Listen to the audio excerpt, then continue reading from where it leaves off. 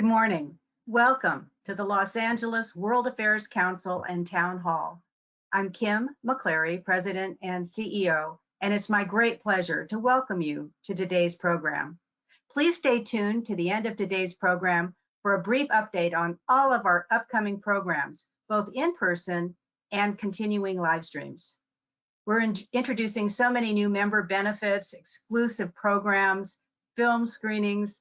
There's a great opportunity and great benefits for becoming a member of the Council Town Hall. So please go to our website at lawacth.org and find out about how you can join as a member and help our organization. For those of you who would like to ask Dan questions today, there's a control panel on the right-hand side of your screen where you can type in your questions. Jessica DeGanzik, our Vice President of Events, will be managing your questions during the Q&A portion of today's program, which will start in about 30 minutes. It's now my great pleasure to bring our Professor Dan Schnur and his weekly program, Politics in the Time of Coronavirus, on so that we can get right to the heart of all of this breaking news, Dan. Oh, we sure have quite a bit today, don't we, Kim? You're going to have your hands full keeping this to an hour but you always handle it so beautifully. Let me tee off the topics and hand it right over to you, Dan. Leading today's topic, which I think you were very prescient about what we planned to do last week, a tale of three governors revisited, the latest on Cuomo, Newsom, and DeSantis. Number two, what we learned last week about the post-Trump Democratic Party. And third, Iraq or Afghanistan? What's the best way to head for the exit? Take it away, Dan. Well, thank you so much, Kim. And thanks to all of you for being with us for today's program. As always, we're really grateful to have you joining our discussion and look forward to seeing all of you at the bottom of the hour, or hearing from as many of you as possible at the bottom of the hour when Jessica joins me and we begin to address your questions and concerns. But as Kim mentioned, we're going to start with the news of the day. The topic as we developed it some days ago was a tale of three governors revisited, because as some of you may remember, several months ago, we did a segment in which we talked about three governors of the state of some of the largest states in the country and the various challenges they were facing. We talked about Governor Gavin Newsom of California, Governor Ron DeSantis of Florida, and of course, the headliner in today's news, soon to be former Governor Andrew Cuomo of New York. Now, at that time, if you think back some months, at that time, it looked as if a recall election against Gavin Newsom was going to qualify for the ballot in California, and in fact, it has. We'll talk more about that in just a minute or two. Ron DeSantis was in the middle of a huge controversy then as now because of the way he was seen as handling his state of Florida's bout with the coronavirus. And at that time, Governor Andrew Cuomo was still riding pretty high in public opinion polls because of the voters' perception of his handling of the pandemic. And as some of you, maybe most of you have heard by now, Governor Cuomo announced just a couple of hours ago that he will be resigning from his position in 14 days, and he'll be replaced by the state's lieutenant governor. And so ironically enough, the fallout of a scandal focused largely on questions of sexual harassment and sexual assault will lead to the ascension of New York State's first ever female governor. Now, of course, Cuomo's resignation was the direct result of an investigation overseen by their state's Attorney General, Letitia James, into allegations of workplace harassment and assault against the governor. And there are plenty of other potential charges Cuomo is facing too. But these were clearly the most explosive and led to his downfall. So before we're going any further, Claire, let's ask our group what they think. Did Cuomo do the right thing in resigning this morning? Option one, he did the right thing in resigning. No, he should have finished his term through next year, but then not run for re-election. Or alternatively, no, he should have stayed in office and run for re-election next year. And what I will say before we see the answers, I want to give a special shout out to both Claire and Jessica, because I don't know how they did it, but convincing Governor Cuomo to resign on the morning of our program, timing it just perfectly for this webinar, very well done, guys. And we're very, very grateful to you. That's quite a bit of influence you have. So Claire, what did we get for answers from our group? Well, look at that. Not much of a surprise, but the numbers are pretty extraordinary. 92% of our group agreed that Cuomo did the right thing in resigning. 6% felt that he should have remained in office through the end of his term next year and then not sought re-election. And 2%, just a few of you, thought that this is not something that should have kept him out of office and that he should have not only stayed, but run for re-election for an unprecedented fourth term next year. That's obviously not going to happen. Now, it's very clear that had Cuomo not resigned, he would have been impeached. The leaders in his own party, from Joe Biden on down, were calling for his resignation. And there were far more votes than necessary for the New York State Assembly to impeach him and for the state Senate to convict him. And barring something completely unforeseen, the relevant legislative committee would have finished their investigation within the next couple of weeks, and Cuomo would have been removed from office by the end of September. Now, many of the news accounts over the last several days have suggested that Cuomo's advisors were actually afraid to confront him with the idea that his career was over. But it is telling that Cuomo decided not to fight this out any longer and instead succumb to the inevitable. And now that Cuomo is gone, or about to be gone, it's somewhat jarring how quickly this all fell apart for him. Remember, it was only a little bit more than a year ago when many Democrats were urging Joe Biden to step aside to let Andrew Cuomo be the Democratic nominee for president last year. And of course, the party did not do that. And now Andrew Cuomo's career is over. And it is ending, I think we'd all agree, in a particularly ugly and particularly embarrassing way. So let's shift now from the East Coast to the West Coast.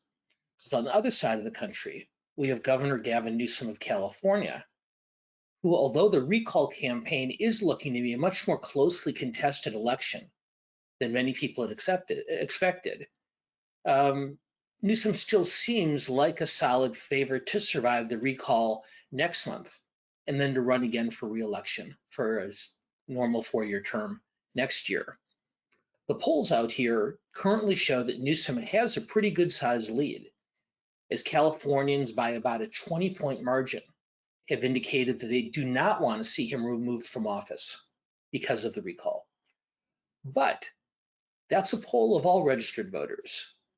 And when you screen the poll for those voters who are most likely to vote, which is standard polling practice in the last month or two before most elections, when the poll is screened for just likely voters, Newsom's lead completely disappears. And for all practical purposes, the race is tied, evenly divided between those who will support the recall and Newsom's removal and those who oppose it. So what that means, if Newsom is way ahead in a poll of all voters, but all but tied in a poll of likely voters, what that means is that in order to beat back the recall successfully, Newsom has to motivate his base, his most loyal Democratic supporters. But the challenge Newsom is facing, because of COVID, because of the state's wildfires, for any number of other reasons, a lot of progressives in California are just not all that excited about him. So just in the last week or so, Newsom has shifted strategies, he's changed tactics. And instead of trying to convince Democrats that they should be grateful for his leadership, instead he's begun trying to convince them that they should be frightened by who might replace him in office if the recall succeeds. Now, there are about half a dozen prominent Republicans running to replace Newsom, but the latest entry into the race, talk show host Larry Elder, is by far the best known, and he's quickly moved to the top of the polls and has been raising the most money of any of the Republican candidates. Now, Elder has said some very controversial things over the years about abortion, about the minimum wage, about race relations, and no shortage of other topics. And so Newsom is starting to focus his message on the things that Elder has said in the past. Now, Newsom's standing in the recall has always been very closely tied to the state's situation with the coronavirus. The recall qualified last year during the worst of the shutdown. Last spring, when the state began to open up, his poll numbers began to improve. And now that the Delta variant is surging, the polls have gotten much closer again. But Newsom's been making the case from the very beginning that the recall's leaders are a group of arch-conservative Trump supporters. And that message does seem to have some salience, particularly in a deep blue state like California. But if Newsom does defeat the recall, it's going to be on that message. And that's a message that Democrats across the country will be using in next year's midterm elections. So finally, let's talk for just a few minutes about Florida. Because down in Florida, ever since the spring of 2020, for over almost a year and a half now, Governor Ron DeSantis has tried to present his handling of the pandemic as an ideal balance between safety and freedom. And because through most of 2020, Florida's economy and its COVID caseload were both somewhere roughly in the middle of the 50 states, DeSantis became a hero among a lot of grassroots conservative Republicans for not shutting down his state the way governors like Cuomo and Newsom were doing. And so by this spring of 2021, when COVID seemed to be in retreat, DeSantis was actually leading most Republican presidential polls for 2024, at least those polls that didn't include Donald Trump. And then came the Delta variant. Now, Florida has 1 out of every 5 COVID cases in the entire country. And hospital emergency rooms and critical care units are filling up all over the state. But Governor DeSantis is not backing down.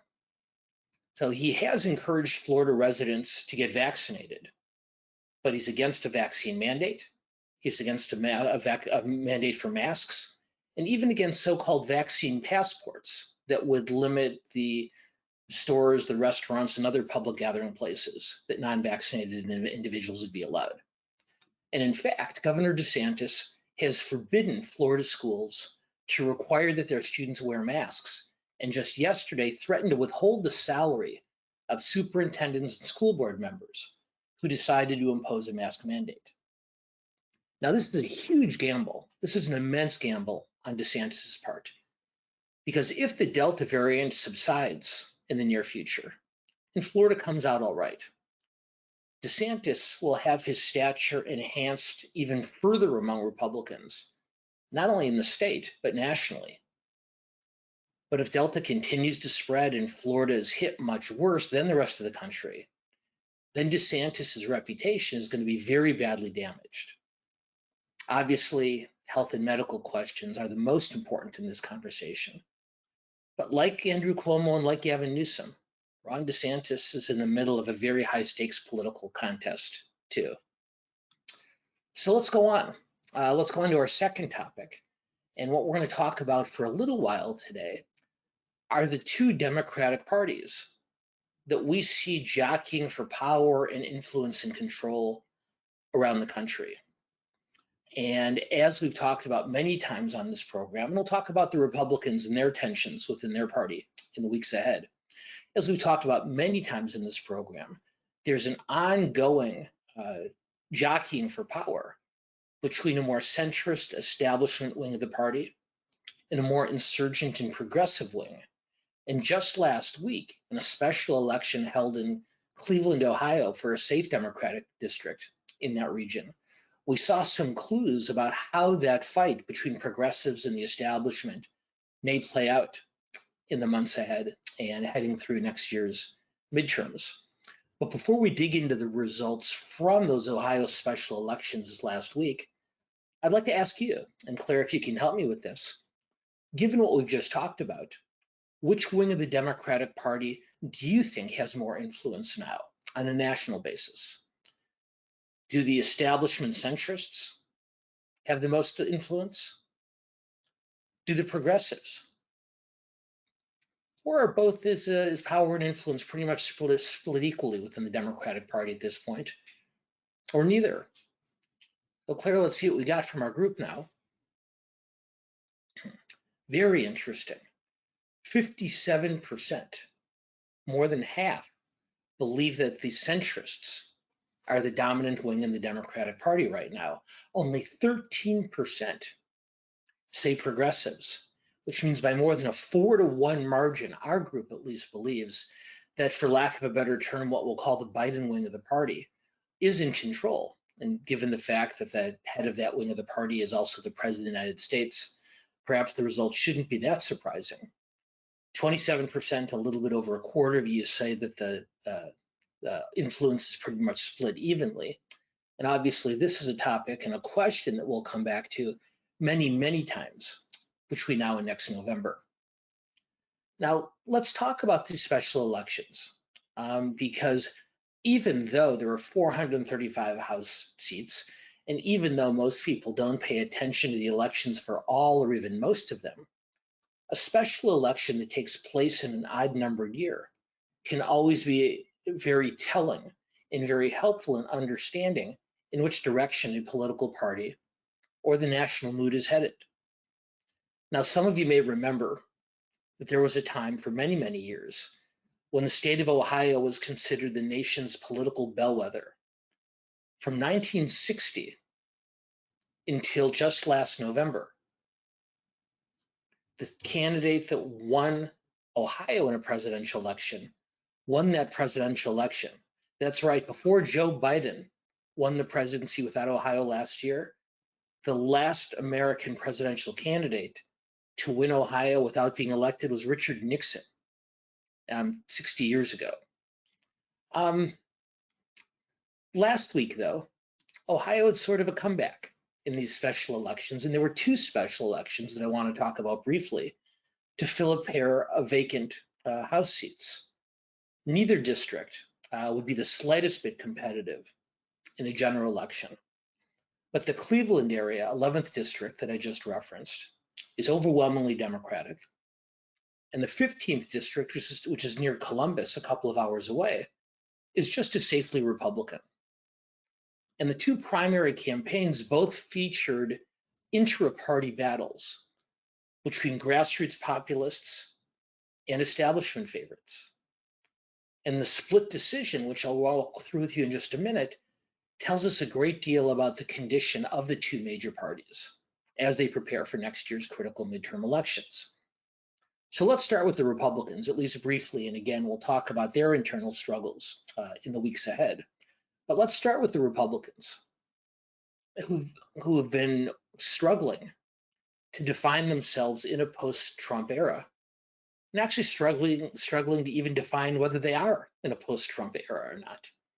So a few weeks ago, there was a special election for another House seat in the state of Texas, and the candidate who Trump was supported was defeated, and by a pretty decisive margin. And so a lot of more mainstream conservatives got very, very excited about that. They thought maybe Trump's hold on the Republican grassroots is beginning to loosen a little bit. But Trump got so angry by the defeat of his candidate in Texas that he devoted much more time and much more energy to this Ohio election.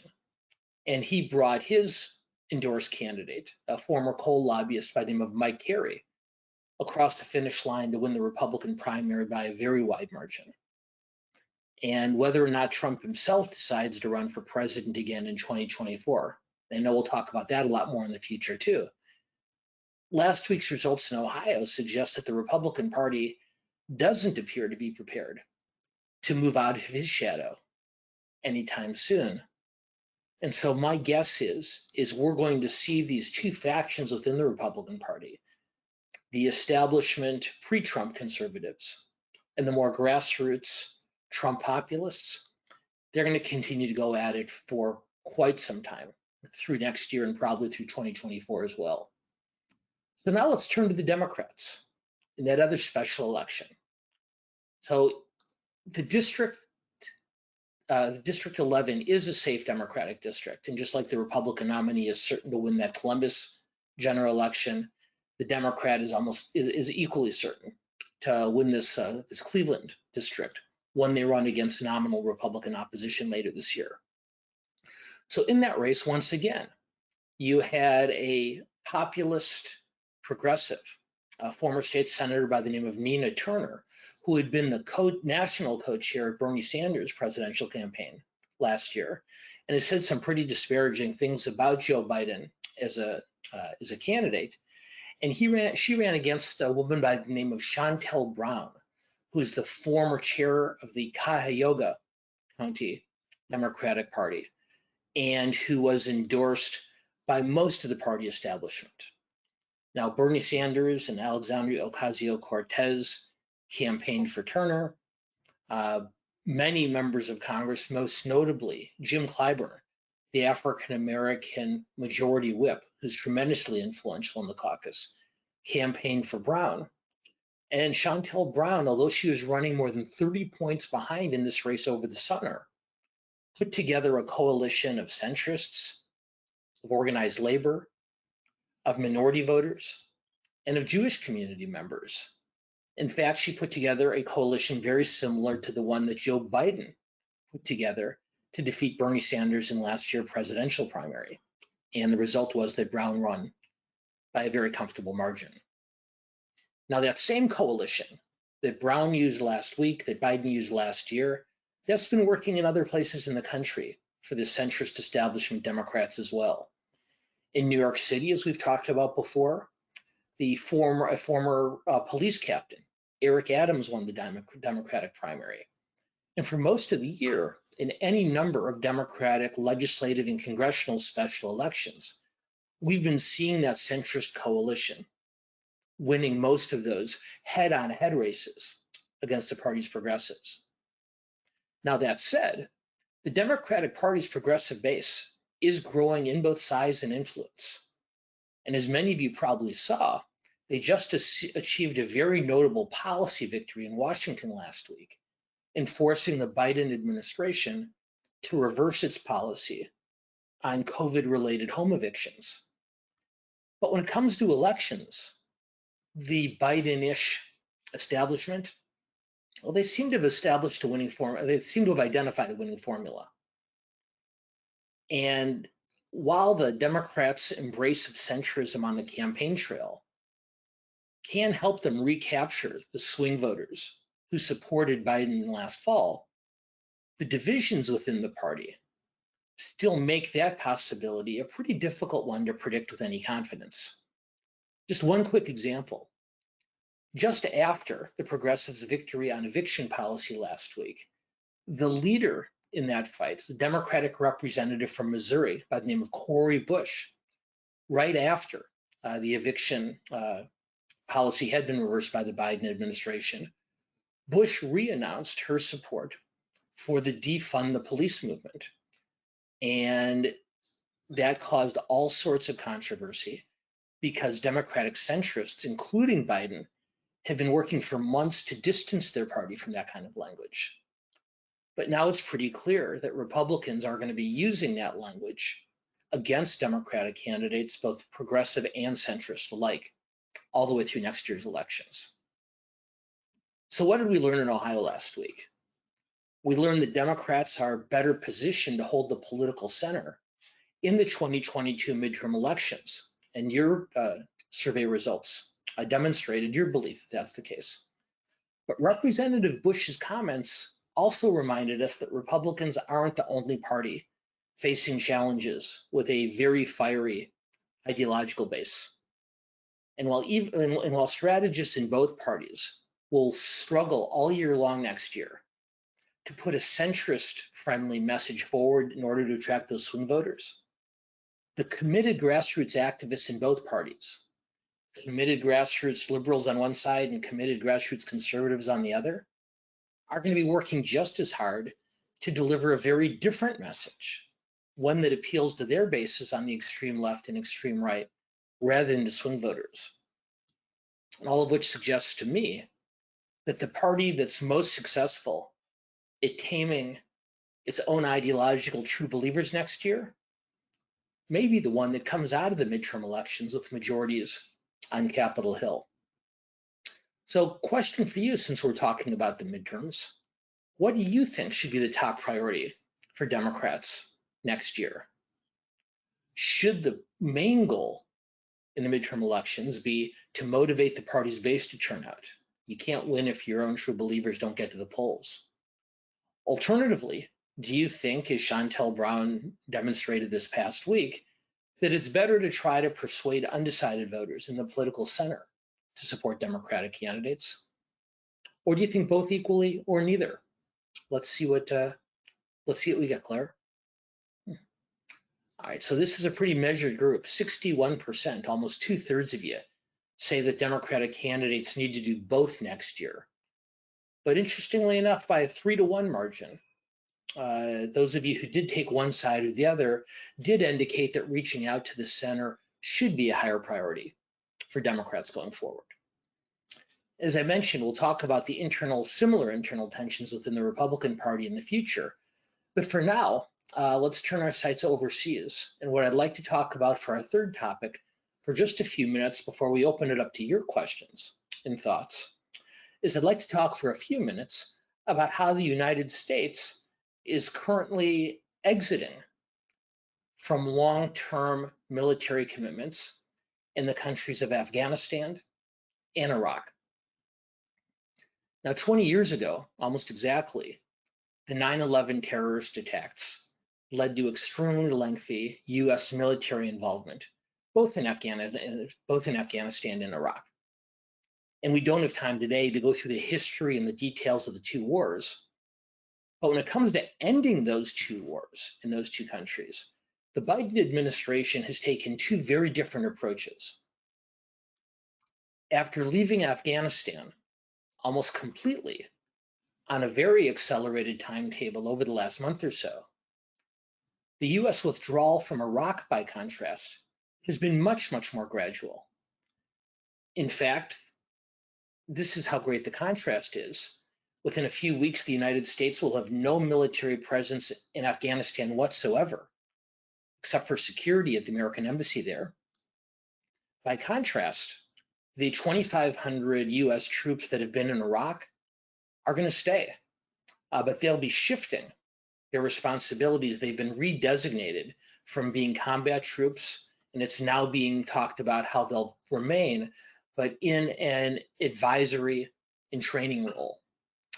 So before we go on, a question for all of you on what you think about the Biden administration's actions on this.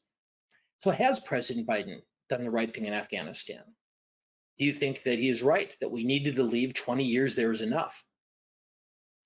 Do you agree that yes, it was right to leave, but perhaps it should have been more gradual? Third, do you disagree? Say no. Does the United States has an obligation to stay and protect the Afghani people? Or finally, you disagree and say, no, I don't like keeping a US military presence in Afghanistan, but it's necessary in order to protect ourselves and the world in the fight against terrorism. Well, how do we do, Claire? What does our group think about this? Oh, very interesting. So those are extremely close results. Overwhelmingly, our group does agree that the US military should be out of Afghanistan, but look at how close the numbers are on the pace of withdrawal. By a fairly small margin, 45% of you say the withdrawal should have been more gradual. 38% of you said, no, this was the right way to do it. So now let's ask you the same question about Iraq if we can. Let's go straight to the next question. Is President Biden doing the right thing in Iraq? Slightly different answers, so I'll ask that you go through them with me. Option one, he is doing the right thing. We need to leave, and leaving gradually, the way I just described, is the right decision. Option two, yes, we do need to leave, but we should be leaving Iraq the same way we're leaving Afghanistan. We should pull out completely, not partially, and immediately, not gradually. Third, no, I think the US has an obligation to stay and protect the Iraqi people. Or fourth and finally, no, I don't like keeping a US military presence in Iraq after all these years, but we've learned that having a military presence there does protect against Iran, against the Islamic State, and other potential threats. So how about this one, Claire? This one is not nearly as close as the first. Once again, the overwhelming majority of you, 81%, do believe that leaving is the right thing to do. But 62%, the more than 40-point margin, believe that leaving the way we are now gradually is the right way to do it. Now, to be fair to the president and his administration, there are very important political and geopolitical differences between the two situations. In pulling out of Afghanistan, Biden said that there was no longer any reason to believe that the United States could turn that country into a stable democracy no matter what we did, no matter how long we stayed. But in Iraq, he sees an American presence as more necessary, not because he thinks he can create a full-on democracy in Iraq, but because he, Biden, believes that keeping a military presence there is important to ward off the influence of Iran and the continuing threat of the Islamic State. Now, another difference is that President Trump created immense political pressure for Biden to get the US out of Afghanistan. Biden administration officials say they are committed to honoring an agreement that the Trump administration had signed with the Taliban back in 2020 for US troops to pull out of Afghanistan. And of course, Trump made no such agreement about a withdrawal of forces from Iraq. The problem, and this is reflected in your poll results, of course, is that the situation in Afghanistan has gotten very bad very quickly. No fewer than 5 regional capitals have fallen just in the last week. 2 more are on the verge of Taliban takeover within the next couple of days. And the keys to the Afghanistan government surviving at all are its ability to hold the cities of Kandahar and Kabul. And most US and military analysts see that as very unlikely. But Biden does seem to have identified another path in Iraq. And again, our poll results show that you agree with the path he's taken there. What Biden has decided on is a small, ongoing US force that can train the Iraqi military, provide it with intelligence and support it against Iran and other potential hostile regional powers, and able to do that with buy-in from most of Iraq's various internal political factions. So the Iraq approach makes it clear that there's a better way to resolve these endless wars than what we think we can all agree was a very rushed evacuation in Afghanistan. The essential ingredients we're seeing are a strong partner, an army that's willing and able to fight, a regional strategy in which the country's neighbors help build stability rather than undermine it, and a residual US military presence only in the face of all those other factors. Now, none of those factors exist in Afghanistan, and all of them are evident in Iraq. That doesn't mean that Iraq is safe or secure, but the fundamentals are there for a potentially better path forward. Afghanistan looks like it's going to get worse and worse on the other hand. The Biden administration announced just today that the Taliban would not receive international recognition if they took over the country by force. And while that's an appropriate reminder to pass on to the Taliban, it doesn't sound like an announcement that comes from much confidence on the part of the Americans and all the other countries that invested so much time and effort and blood and treasure in Afghanistan over the better part of 2 decades. So we've gone a little bit long today, and I apologize for that. We can blame it on Governor Cuomo and his announcement. But regardless, much better late than never to have Jessica join me. And so Jessica, let's get right to yours and our group's questions. Awesome. Thank you so much. And thank you to our audience for all these questions coming in. Don't you think Cuomo is getting off easy by getting to resign over the sexual assault allegations versus being held accountable for his policies on putting COVID patients in nursing homes, which led to New York setting the record for the deaths of seniors in our country? Is that being investigated as well? So it's an important point. I focused on the allegations of harassment and assault because they do seem to be the driving force behind what forced Cuomo to decide to resign. But as the questioner correctly points out, Cuomo is facing many other challenges as well, particularly the very systematic undercounting of the number of deaths in New York nursing homes, and all sorts of questions about whether friends and allies of the governor received preferential treatment for vaccines earlier this year. So is Cuomo getting off easy? In some respect, I think he is, because in addition to the impeachment over the workplace assault charges, if he remained in office, the investigation into his handling of COVID would have almost certainly continued. There has not been a decision made, at least not of as an hour or so ago that I've seen, by the New York legislature into whether they'll continue the investigation into Cuomo's handling of COVID. My guess is that the investigation will continue, if only so that they can identify how to correct such problems in the future. But Cuomo himself is probably not going to have to face the kind of scrutiny over his COVID-related decisions as he would if he's remained in office. Is he getting off easy? I don't know. This man's life is politics, and as we've seen, he was almost consumed by the desire to run for and hold a fourth term in office, breaking his own father's record for longevity as New York's governor. And that's all gone. I don't think the legal questions are going to go away either.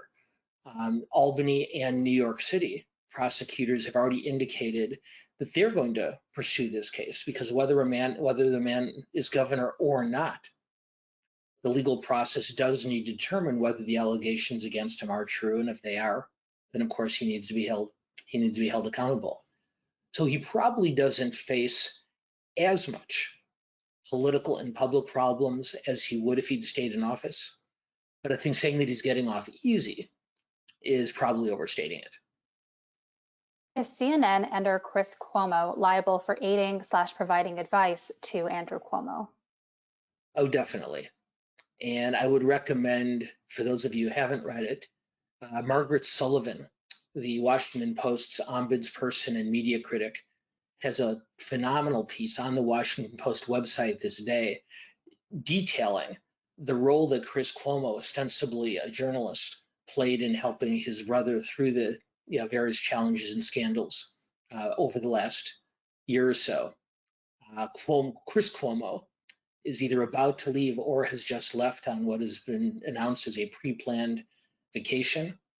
But I think CNN needs to give a good hard look as to whether to bring back someone on air who did play such a questionable role, even if on behalf of his own brother. So I think Chris Cuomo badly abused the platform that CNN has given him. And I would hope that CNN decides better late than never that he too needs to be held accountable.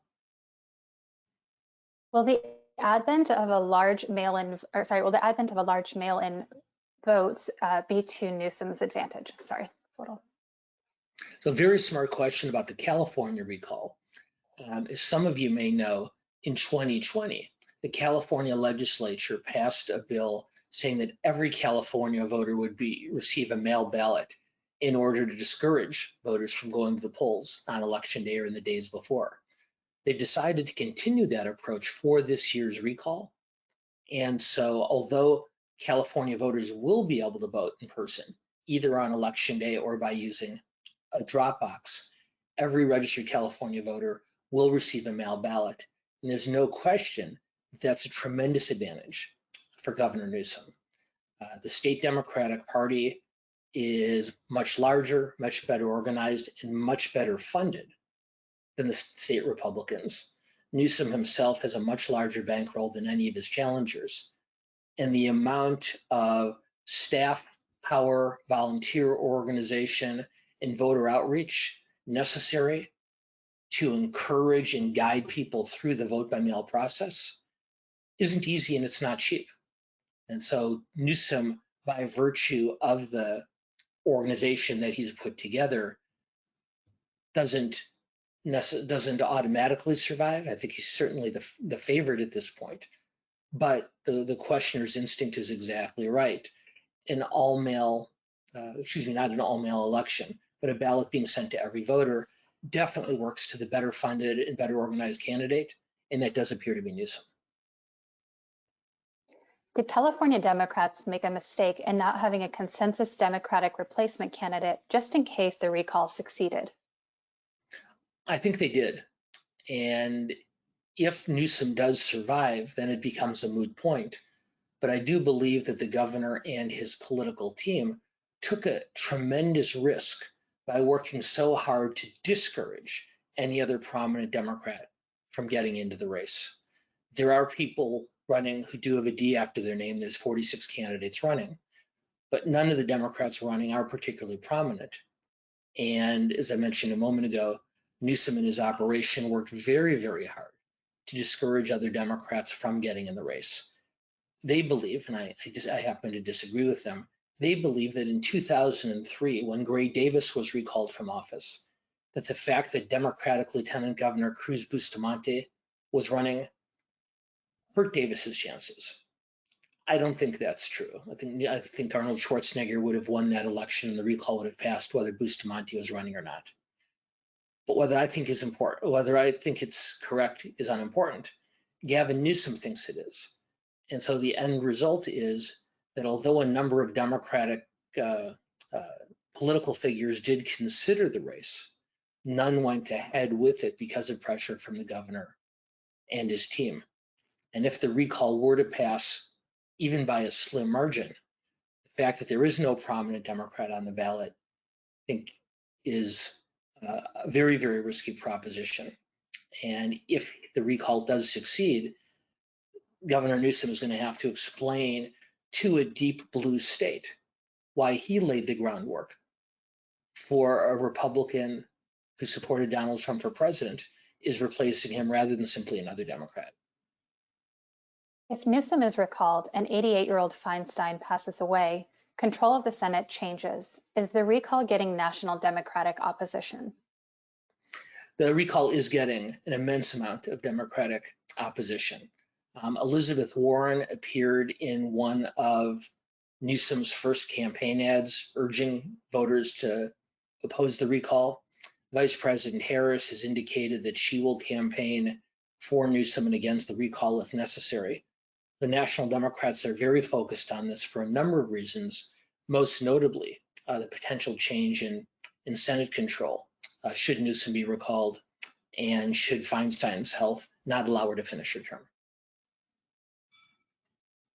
All right, and somebody asked about the Elizabeth Warren ad. So Dan, who thought that having the ultra polarizing Elizabeth Warren do TV ads saying, oppose the recall, support Gavin Newsom was a good idea? Isn't her toxic personality a liability for Gavin Newsom? Well, under most circumstances, in a more normal election, Warren is probably not the type of surrogate who Newsom would want campaigning on his behalf. He would almost certainly want national surrogates who are better positioned to appeal to swing voters. Remember what I said earlier. Based on the poll numbers we saw, the way Newsom defeats the recall is by motivating his Democratic base to turn out. When everybody votes, the recall loses by 20 points. When only likely voters turn out, it's too close to call.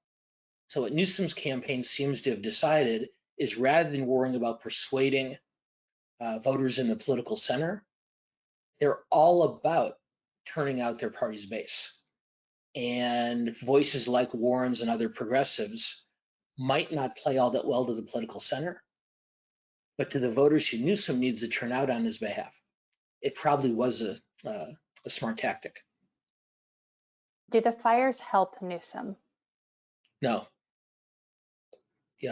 People in charge get way too much credit when things are good and way too much blame when things are bad. And I don't know anybody, no matter how virulent they are against Newsom's governorship, who blames him for the wildfires. But between COVID, between wildfires, between rolling blackouts, potentially at least, this is not the environment on which an incumbent would like to be running for re-election. As I said earlier, the recall has largely tracked along with the reality of the coronavirus. When the virus was peaking last winter, that's when the recall qualified. When it began to subside this spring, that's when Newsom began to forge a lead. And now the Delta is raging. The race has gotten close again. I think you could make the same point about the wildfires as about COVID, which is whether or not you blame the person in charge for these bad things. It tends to put voters in a worse mood. It tends to discourage, therefore, Newsom's strongest supporters from turning out, getting back to the previous point, and tends to motivate his strongest opponents. So while wildfires, at least at most levels, are not a partisan issue, although there are ideological differences on how to prepare against them and how to fight against them, this is something that works to Newsom's detriment, no question. All right, just pivoting a bit, do you think that the latest UN climate change report will affect the willingness of GOP lawmakers to support climate legislation? Well, we are seeing a growing number of Republican office holders who do support climate change legislation. That predated this week's UN report, and it's going to continue. That's more of a generational shift than anything else. I don't think that a single report, even one that offers as dire warnings as this one, is going to change a lot of votes on Capitol Hill. But Republicans' congressional leadership has been told by some time now that they are not going to be able to win back young voters unless they're seen as more persuasively taking on the climate change challenge. So I do think you'll see more Republicans examining ways to confront the issue, perhaps not as aggressively as most Democrats, but much more aggressively than the party has in the past. And this week's report is one more brick in an ever-growing wall of reminders for Republicans on why dealing with the issue more forcefully is a smart political move for them. Are Republicans paying a political price for the resurgence of COVID, or are they succeeding in blaming Biden and the Democrats? It depends on the state and it depends on the voter group. For the most part, those Republican governors who have been most determined to avoid mandates are suffering in the polls. And it's worth noting that Governor DeSantis's standing in public opinion polls in Florida has dropped as the Delta variant impact has increased.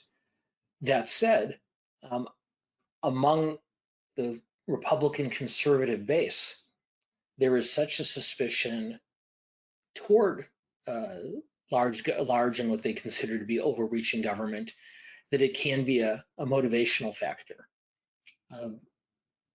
Where this issue, I think, at least right now, has the greatest political impact is that it keeps Biden from shifting his focus the way he would have liked to, as fully as he would have liked to economic and infrastructure and other issues.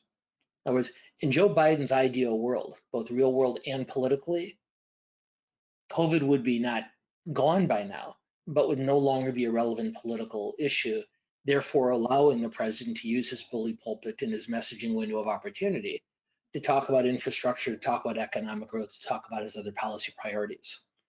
The fact that Biden still has to be talking about COVID is not a great thing for him. And while most swing voters do not agree with those Republican leaders who have fought hardest against mask and vaccine mandates, the fact that Biden's messaging opportunity is somewhat compromised is not a good thing for him, not at all. You mentioned infrastructure. This questioner says, there are 10 million vacant jobs available now for unemployed people, with employers having a difficult time filling them. If the infrastructure bills are passed, where will the workers come from to fill the new jobs that they will create? Well, this is one of the most confounding things about the current economic recovery, such as it is. The Wall Street Journal reported yesterday that there are now more vacant jobs than there are people looking for work. And so what we're seeing is, unlike in previous times of previous economic challenge, is we're seeing a mismatch between the jobs that people want and the jobs that are available to them. Now, we've talked on this program before, and we'll talk again in the future about the causes for that. Some people say it's the unemployment benefits that create a disincentive for people to go back to work. Others say it's a lack of affordable childcare and other COVID-related safety protocols that discourage someone from returning to the workforce. But the hope is that if this infrastructure bill does become law, and it took a giant step in that direction earlier today when the bipartisan bill passed out of the United States Senate, is that we'll create more jobs, and coupled with job training will not eliminate the mismatch between the openings and those seeking, but at least create some connections to make that less of a challenge than it's currently become. When Biden essentially upholds, embraces, or otherwise supports Trump policies, why doesn't the cable news treat him the same way? That's a really good question. And my own opinion, and different people will offer different analyses, is I'll go back to a famous quote from Benjamin Franklin, who is talking about the power of news media even in the 18th century. And Franklin ostensibly said, and it's been credited to a number of other people as well, he said, you never start an ink fight with somebody who buys it by the barrel. And generally speaking, even given the advent of social media that gives all of us our own platforms to be heard, is when you pick a fight with the mainstream news media, they fight back. And putting aside ideological differences between Trump and Biden just for a minute if we can, while Trump benefited tremendously from his fights with the news media, it served as a tremendous motivator for his base throughout his time in office, and still does. Because he picked so many of those fights, it shouldn't be surprising that the media fights back. And while Biden is not necessarily the news media's best friend, there's been already quite a bit of discussion about the lack of full news conferences that Biden has held during his first several months in office. By comparison, he deals with the political news media in a much more traditional, less confrontational way than Trump. And so it shouldn't be surprising that their treatment of him in return is less aggressive than of his predecessor. Is Biden running behind on appointees? This is a more complicated question than it sounds. Biden's administration has nominated a lot more individuals to office than their predecessors. But it appears there is somewhat of a logjam in the United States Senate. And it's been reported that the White House is becoming somewhat frustrated with Senate Majority Leader Schumer for not scheduling more floor time in the Senate for Biden's appointees to be heard and therefore confirmed. Now, to be fair, as Schumer's defenders have pointed out, he's got an awful lot on his plate in the Senate. Schumer does. But it is pretty clear that Schumer is going to have to create more opportunities for a larger number of Biden's nominees to move through the process, if only so Biden can at some point have a fully staffed administration. So Biden administration was moving a little bit more slowly than normal at the outset on this, primarily because of the unusual nature of the transition. But they've largely caught up as it relates to appointees. The next trick is getting them confirmed. Do you think that Afghanistan descending into chaos, as looks increasingly likely, will hurt Biden and the U.S. reputation in general, say in a year or two? There doesn't seem to be much doubt that the Taliban is going to at some point reassert control over Afghanistan. What we don't know is what they're going to do with that power. Are they going to behave in an even somewhat more measured way than they have in the past in order to avoid international condemnation? Or are they going to pursue a very doctrinaire, very punitive approach, particularly against women and ethnic minorities in that country? I would say, sadly, that as long as the discord stays within Afghanistan's borders or within the nearby country, or within the neighboring countries, then I don't think Biden pays much of a political price. But if this does create an environment in which terrorism can flourish in Afghanistan the way it did before 2001, then that is something if there is a link to be seen between increased terrorist activity in the US or elsewhere and the reemergence of the Taliban in Afghanistan, that's where Biden would pay a political price. But if the country itself flails and struggles without that broader international impact, then I don't think it has a great effect on Biden's political fortunes, pro or con. What kind of action on the part of the Taliban would it take for the US to re-enter Afghanistan? It would take a lot. Just last week, as we were watching these regional capitals fall, the US offered a very, very minimal amount of air power in support of the Afghan government troops. It would have to take Taliban actions of just an absolutely horrific nature throughout the country, I think, to convince the US and its allies to re-enter the country. It was interesting watching the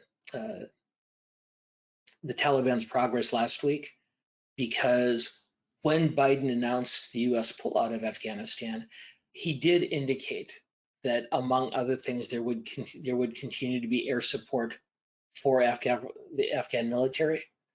Well, there was, but there wasn't much. And that leads me to believe that it would take something horrific on an immense scale for Biden or his successor to decide to reinvest U.S. troop presence there. How does Pakistan figure into all of this? This should probably be a topic for another show, Jessica, because it's largely believed, and I think with some credibility, that Pakistan played a role in harboring and aiding the Taliban over the course of the last 20 years.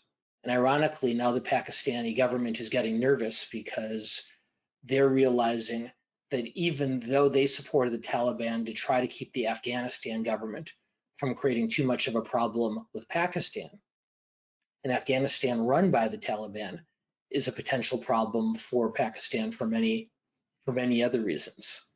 The nation of Pakistan offers a critically important place in the world just geographically.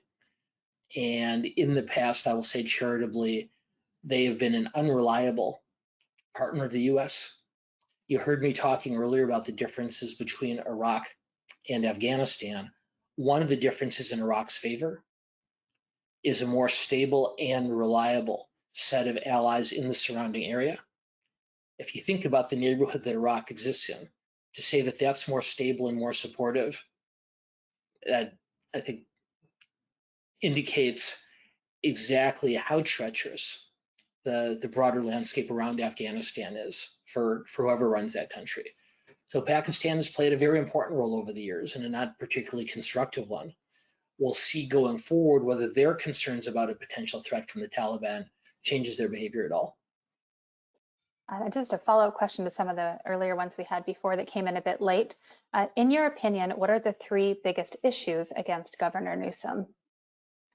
The three biggest issues against Governor Newsom, I would say number one is sort of an uneven handling of the shutdown and reopenings. Last year, the state went back and forth in terms of its guidance and in terms of its direction, and when and how society should reopen and shut down. I think he also deserves a good amount of criticism for the absolute horror that is the state's Employment Development Department, which is responsible for getting unemployment benefits to unemployed Californians. And it has been beset with absolutely mind-boggling scandals.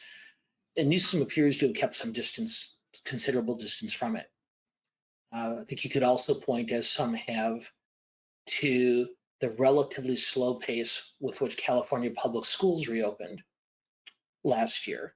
And Newsom's strongest critics believe that that's because of his strong political ties to the California Teachers Association and other teachers' unions. Now, in fairness, there's plenty of things that you could say on the governor's behalf, And I'm not suggesting by identifying those three that he should be removed from office. What I am saying, just to make sure everyone understands, is that those are the three most common criticisms leveled against him. And it's up to every California voter to decide whether they're sufficient to either recall him from office this year, to defeat him in a run for re-election next year, or to continue to support him through the end of a second term. That's for each person to decide. All I'm doing is saying these are the three criticisms that are heard most frequently. Your place to decide, at least those of you who live in California, to decide whether those are sufficiently legitimate criticisms to affect your support of the governor. Wonderful. Well, thank you so much. We're at the end of the hour again. Audience, you had great questions today and way, way more than we could get to. So I apologize that we didn't get to all of those, but fill out the survey after this webinar. Let us know what topics you'd like to see in the future. And we look forward to seeing you next week. Dan, I'll turn it back over to you. Thank you so much, Jessica. Thanks. Great work as always. Jessica, great job as always. Thank you so much. And Dan, thank you so much for providing such expertise and clarity on such a breadth of issues. You never cease to amaze me on how you can field such a diversity of questions. So thank you so very much. Well, thank you, Kim, and thanks again to the whole group for joining us today. As always, we really appreciate it. Thank you. We do have some terrific programs coming up. Let me give you just a quick rundown. August 13th through the 15th, we have a special member film screening with Congresswoman Barbara Lee speaking truth to power. August 16th, quarantine fatigue, travel in a post-pandemic world. And on August 25th, assessing Biden's climate policy with the Presidential Envoy for Climate's Senior Advisor. And of course, next Tuesday, we're back with Dan at 11 o'clock with Politics in the Time of Coronavirus. So hope to see you then. Everybody stay safe, stay informed, and we'll see you soon. Thank you. Thanks, Dan.